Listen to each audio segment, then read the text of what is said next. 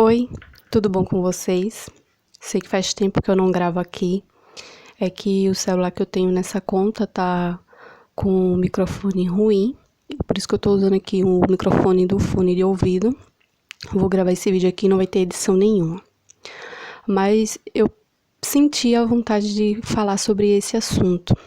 E espero que você que está assistindo esse vídeo preste atenção, tá? E eu vou falar aqui com base da Bíblia, mas também com base em experiência própria, certo? Então, se você for vir criticar, pelo menos preste atenção antes. Como vocês viram aí no título, filhos rebeldes, pais distantes. Acho que vocês já perceberam, né, que tem muitos casos de você ver assim, que os filhos vivem brigando com os pais. E jovens se envolvendo com coisas erradas, e os pais muitas vezes não estão nem aí. Mas por que tem acontecido isso? Se você for investigar a fundo, tem muitos pais que não estão dando a mínima para os seus filhos, tá? Eu sei que vai ter exceção, vai ter aquele pai que conversa, que tudo, e a criança, quando chega na fase da adolescência, vai ser rebelde. Mas se você começar desde pequeno, você tem esse laço com o seu filho. Quando eu digo laço, é você estar ali conversando com ele, explicando as coisas a ele do dia a dia, mesmo que seja simples.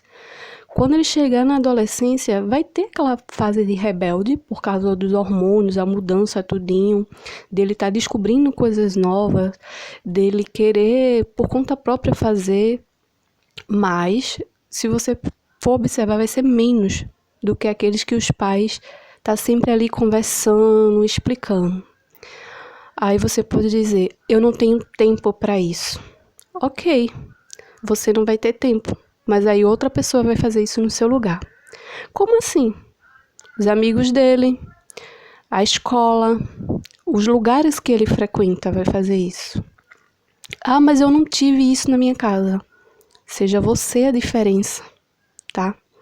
Você pode estar dizendo, você não conhece meus filhos, ai, é muito rebelde, ai, minha filha, ai, meu filho, que sei lá o quê. Ai, porque isso, não, eu não tenho paciência para conversar com adolescente, sei lá o quê. Vamos voltar para sua infância? Como é que foi sua infância e sua adolescência?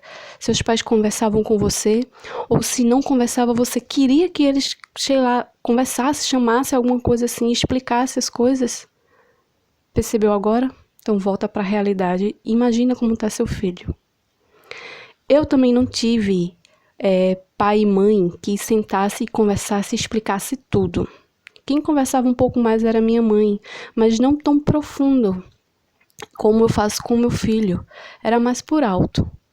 Então, como eu tive essa criação, assim, não foi tanto de, olha, senta aqui, olha isso aqui, sei lá o que, tal, tal, tal. Eu não tive muito isso. Eu observava o casamento dos meus pais e dizia, eu vou fazer diferente. E Deus me fez me lembrar isso a cada instante. Tanto no meu relacionamento com o meu esposo, de eu não querer ter mentiras, de a gente sentar e resolver tudinho. E tanto no meu relacionamento com o meu filho. O exemplo dos meus pais foi a minha base. Aí você pode dizer, mas os meus pais não eram exemplo, faziam coisas erradas. Isso é um exemplo para você não fazer. Se seus pais conversam, mentiam, ou explicavam as coisas, isso é um exemplo. Pronto, se eles mentiam, já é um exemplo. Ó, tá vendo o que é que causa mentira? Não vou ter isso aqui na minha família, no meu relacionamento com meu esposo, no meu relacionamento com meu filho. Ou então sempre tinha a verdade, sempre conversava, quebrou uma coisa, aconteceu alguma coisa, chegava lá e explicava. Gente, olha como a verdade ameniza mais as coisas, tal. Eu quero isso. Então, tanto o exemplo bom ou o exemplo ruim, ensina. E você pode tirar aquilo dali sempre algo de bom. Então, você sentar com o seu filho. Ai, porque já tá tarde. Não, não tá tarde. Você pode sentar e devagarzinho explicar, conversar as coisas do dia a dia. Vou dar o meu exemplo aqui. Eu tenho um filho de 14 anos que daqui a alguns dias vai fazer 15 anos. Eu só tenho um filho. E desde ele pequeno, eu sempre explicava as coisas para ele. Eu ensinei o alfabeto, os números. Ele sabia identificar tudinho. Tanto que quando ele entrou na escola, a professora veio me parabenizar. Ela até veio dizer, mãe, tenta conversar com ele, porque eu vou tentar explicar para os meninos, ele já responde, nem deixa os meninos participar como eles sabem. Então eu pedia para ele, olha, você tem que esperar a professora falar para os outros, você sabe, mas os outros meninos estão aprendendo. Então eu sempre estive presente. Explicava sobre tudo. Quando era desenho, eu ia assistir desenho com ele. Era desenho que eu já tinha assistido, eu sabia como era. A primeira vez que ele ia assistir comigo, né? Então eu sentava e explicava. Tinha aqueles desenhos de bater, tá batendo no outro. Aí eu explicava, ó, ali é em desenho, se você for fazer de verdade vai machucar, viu? Explodiu uma bomba. Aí eu dizia, olha, que dali, se for fazer de verdade, a pessoa morre, não volta não, aquilo é só desenho. Aí eu também não deixava ele ter acesso à internet. Não deixava ele assistir todos os tipos de filme. Brinquedo com arma, não tinha. Por quê? Tem a idade. Hoje em dia o pessoal já com uma criança pequena já dá um tablet e um celular e nem vê o que a pessoa está mexendo ali na internet. Então a criança com 5, 6 anos já está vendo coisa que era só para ela ver lá para os 10, 11 anos. Isso está moldando o caráter dela. Principalmente dela bebê até uns 7 anos, o que ela aprende é o que vai formar o caráter dela. Então os pais têm que estar presentes. Ah, mas eu trabalho. Quando você chegar do seu trabalho, aproveita esse tempo. Eu sei que você vai estar cansado, mas você não quis ter esse filho, seja algo valioso, algo que você, poxa, eu queria que meus pais tivessem conversado comigo. Faça isso com seu filho. Poxa, eu queria que meus pais tivessem me ensinado sobre economia, sobre eu andar no meu local aqui, que ônibus pega. Faça isso com seus filhos. Eu também não tive isso dos meus pais. Eu morava numa cidade e eu só sabia andar naquele bairro ali. No centro do bairro eu não sabia andar, porque meus pais não me ensinaram. Eu vim aprender a andar no centro do bairro onde eu morava quando eu vim estudar no ensino médio. Conhecer outros locais. Eu não sabia onde ficava a prefeitura, eu não sabia onde ficava Correios. Porque meus pais não me ensinaram. Quando eu fui para o ensino médio, a minha escola era no centro dessa cidade, foi que eu fui aprendendo a andar mais. E quando eu comecei a namorar com o meu esposo, que eu precisei pegar ônibus porque a gente morava em bairros diferentes, foi que eu aprendi a andar de ônibus sozinha, porque meus pais não me ensinaram isso. Então, esse exemplo que eu tive dentro de casa, eu vou fazer diferente. Então, quando eu não, raras vezes que eu precisei sair e deixar meu filho com alguém. Sempre eu botei na minha mente, se não dá para levar meu filho, eu não vou. Então a gente levava ele para qualquer lugar que a gente fosse. E quando a gente chegava nos locais, a gente saía dizendo, ó, aqui é o zoológico, ó, aqui é o shopping tal, aqui é isso. À medida que ele foi crescendo, aí eu fui mostrando para ele, já com uns 10 anos, pra ele, ó, a gente pega esse ônibus aqui, ó. Ó, esse ônibus passa lá na casa da tua avó. Ó, esse ônibus a gente consegue ir para casa, passa na porta de casa. Não, esse aqui passa, a gente tem que descer em tal local e ir andando. E sempre explicando, conversando, tudinho sobre todos os assuntos. Gente, com 5 anos eu falei sobre sexo com meu filho. Mas não sexo como vocês estão imaginando. Foi no sentido de, quando a gente ia pegar ônibus, quase todo mundo, quando tava na parada, sempre falava, ai, sei lá o que, porque fulano tá fazendo sexo, ai, porque que isso, que isso. Aí eu fiz, meu menino tá escutando isso. Vai ser que bata uma curiosidade nele.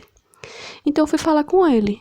Eu fiz, você sabe o que quer dizer sexo?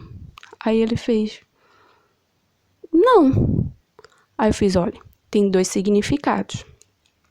Se é macho e fêmea, tanto para homem ou mulher ou para animal, né? E o segundo sentido é num namoro íntimo para casal. Certo? Quando você for crescendo, eu vou lhe explicando mais. Isso ele tinha 5 anos. E nisso também, nessa idade eu falei, olha, chega alguém, tocar nas suas partes íntimas, no seu bumbum, você não pode deixar. Aí teve uma vez que na escola dele, eu acho que ele já estava com uns 6 anos, teve aquela da gente da saúde que vai olhar para ver se a pessoa não tem hanseníase, alguma coisa, aí pediu para ele levantar a camisa. Aí ele chegou em casa dizendo, mamãe, a mulher do posto foi lá na escola, pediu para eu levantar a camisa para ver se a gente não tinha manchinha branca. Mas ela não tocou em mim não, viu? Não, tá certo. É que ela foi ver se tinha hanseníase, eles passam na escola.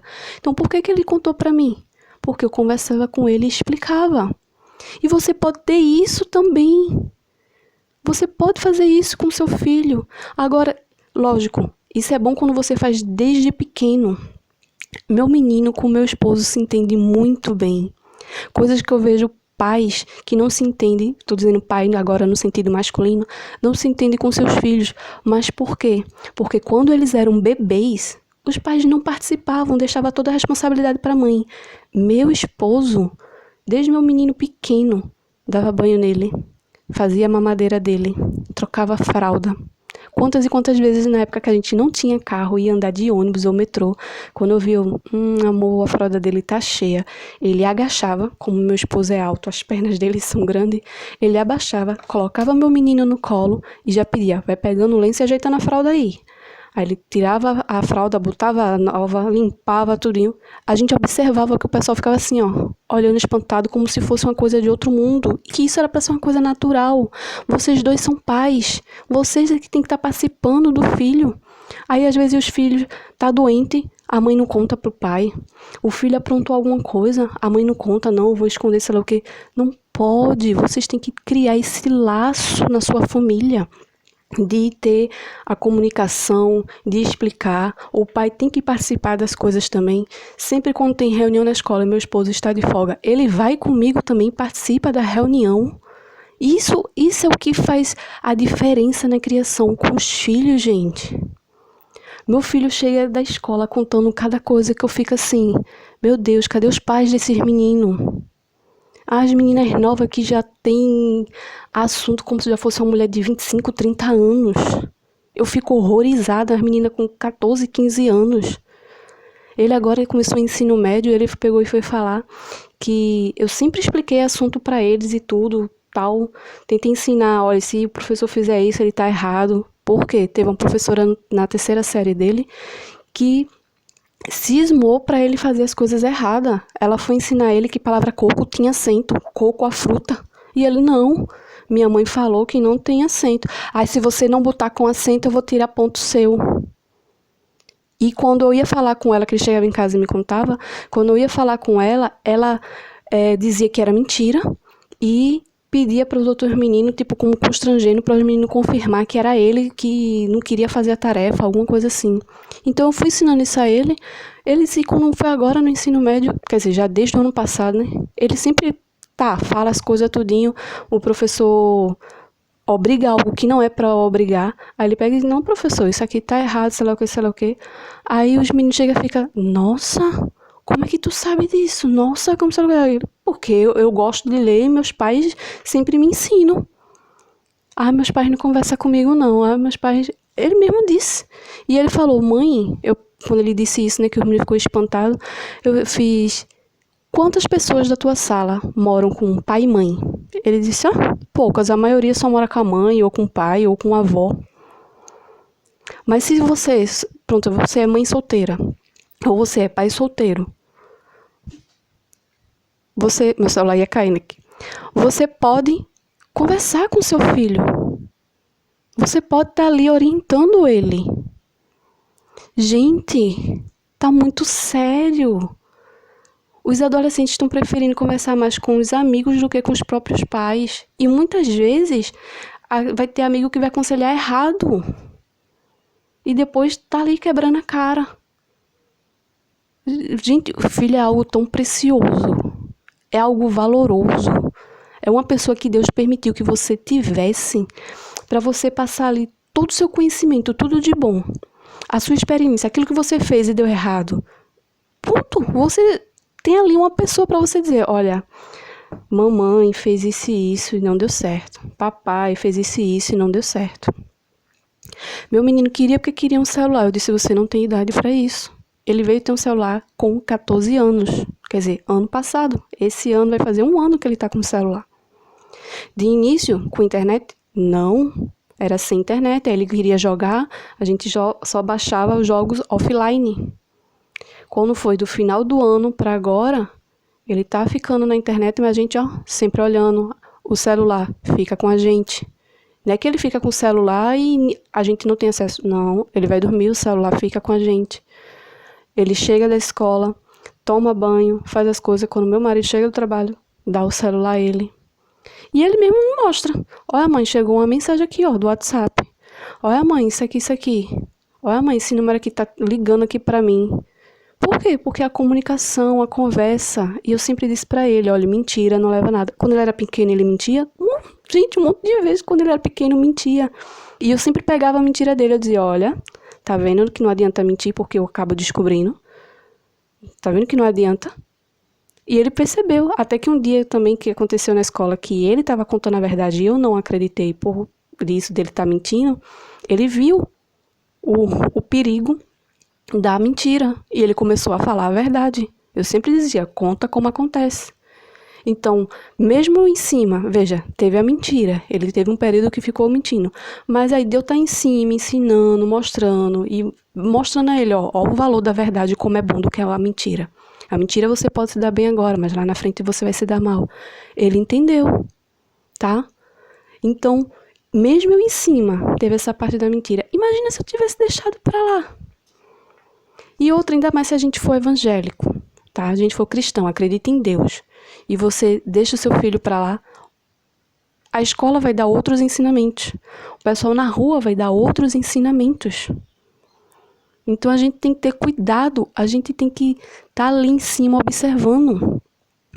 Então que você possa ter mais uma relação melhor com seus filhos.